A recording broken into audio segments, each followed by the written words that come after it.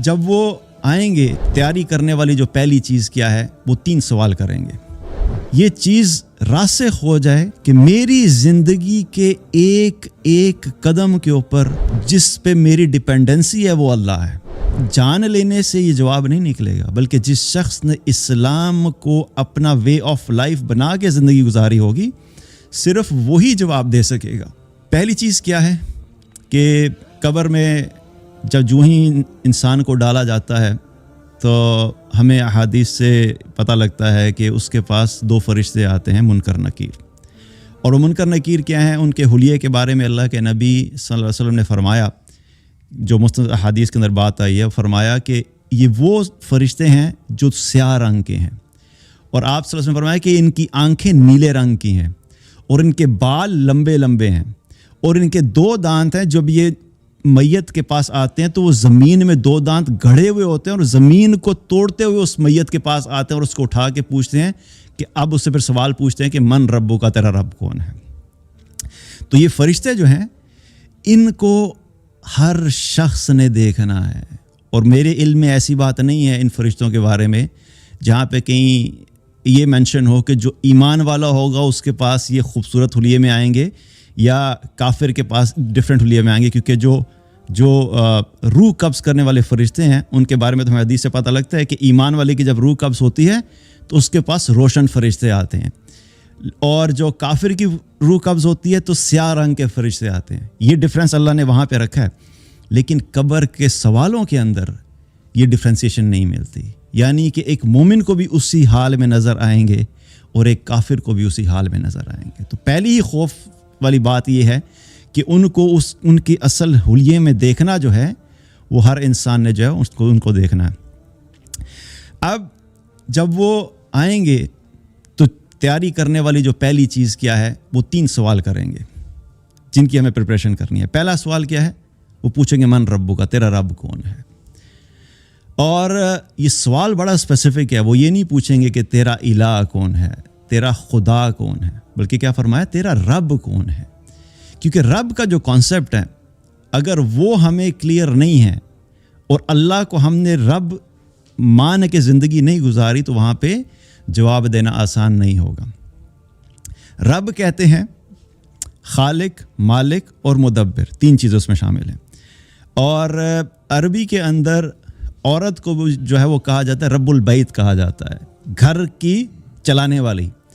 تو رب جو ہے وہ ہمارا رب اللہ ہے. اور اللہ کو رب کیوں کہا جاتا ہے؟ کہ اللہ سبحانہ تعالیٰ پوری کائنات کو بنانے والا وہی ہے، اس کا مالک بھی وہی ہے اور اس کو چلانے والا بھی وہی ہے. اسی لیے ہم جب سورہ فاتحہ پڑھتے ہیں تو کیا کہتے ہیں؟ الحمدللہ رب العالمین.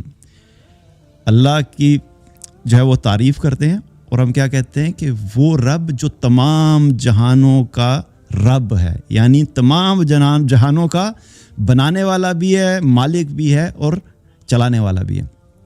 اب یہ جو رب کا کانسیپٹ ہے اس سے کیا پتہ لگتا ہے کہ انسان کے دل میں یہ چیز راسخ ہو جائے کہ میری زندگی کے ایک ایک قدم کے اوپر جس پہ میری ڈپینڈنسی ہے وہ اللہ ہے.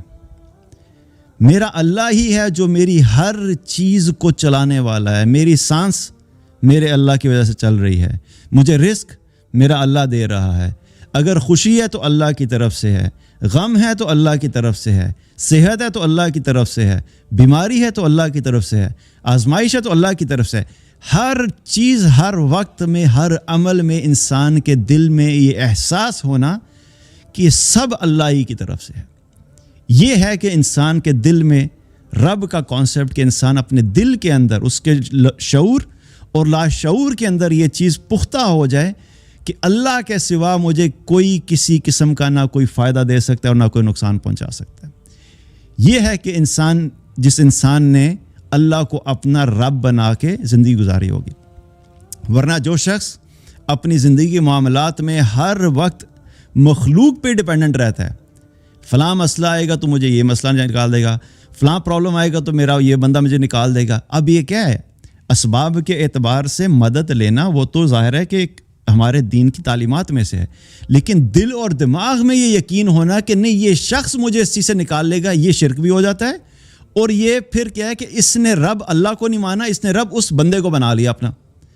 اسی لیے رب کا سوال ہے کہ ہمارے دل اور دماغ کے اندر بھی یہ چیز کلیئر ہو کہ اللہ کے سوا کوئی بھی نہیں ہے جو کہ میرے کسی بھی معاملے میں میری مدد کر سکتا ہے، اور میری ہر چیز کا مالک خالق مدبر جو ہے وہ اللہ ہی ہے۔ تو پہلا سوال جو ہے وہ رب کا ہے، ہمیں اپنی زندگی میں اس چیز کو بار بار کلیئر رکھنا ہے کہ ہم نے اللہ ہی کی طرف متوجہ ہونا ہے اور اسی ہی کو اپنا رب بنا کے زندگی گزارنی ہے۔ دوسرا سوال کیا ہے؟ ما دینو کا، تیرا دین کیا ہے؟ اس کے بارے میں بھی جو ہے وہ سوال ہوگا۔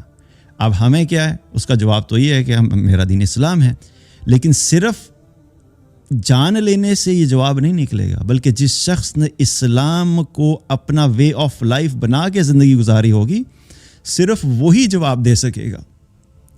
اسی لیے اللہ تعالیٰ نے قرآن میں بھی فرمایا کہ ان دین عند اللہ الاسلام، اللہ کے نزدیک جو دین قابل قبول ہے وہ صرف اسلام ہے۔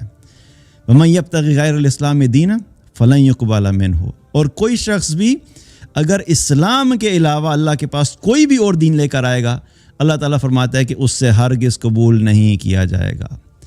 وَهُوَ فِي الْآخِرَةِ مِنَ الْخَاسِرِينَ، اللہ نے پھر کنفرمیشن بھی دے دی کہ یہ نہ ہو کہ تم کسی دھوکے میں رہ جاؤ کہ شاید میں یہ ایسا کوئی اور دین لے کے چلیں تو شاید کوئی کامیابی ہو ہی جائے۔